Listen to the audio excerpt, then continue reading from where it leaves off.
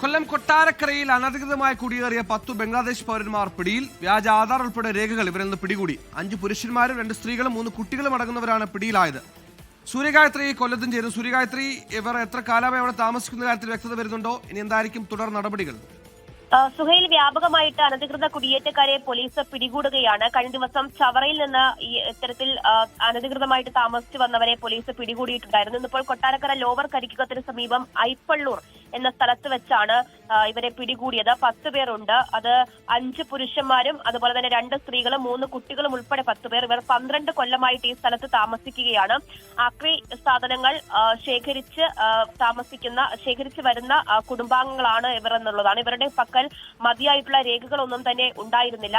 ആധാർ ഉൾപ്പെടെ വ്യാജമായിരുന്നു എന്നുള്ളതാണ്. ഇവരെ പോലീസ് ഇപ്പോൾ പിടികൂടി മറ്റ് നിയമ നടപടികളിലേക്ക് കടന്നിട്ടുണ്ട്. അതുകൂടാതെ തന്നെ ജില്ലയിൽ മറ്റിടങ്ങളിൽ ഇത്തരത്തിൽ അനധികൃത കുടിയേറ്റക്കാരുണ്ടോ എന്നത് സംബന്ധിച്ചുള്ള അന്വേഷണവും പോലീസ് നടത്തുകയാണ്.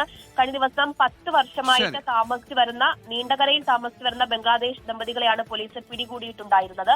ഇന്നിപ്പോൾ കൊട്ടാരക്കരയിലാണ് 10 പേരെ പോലീസ് പിടികൂടിയത്.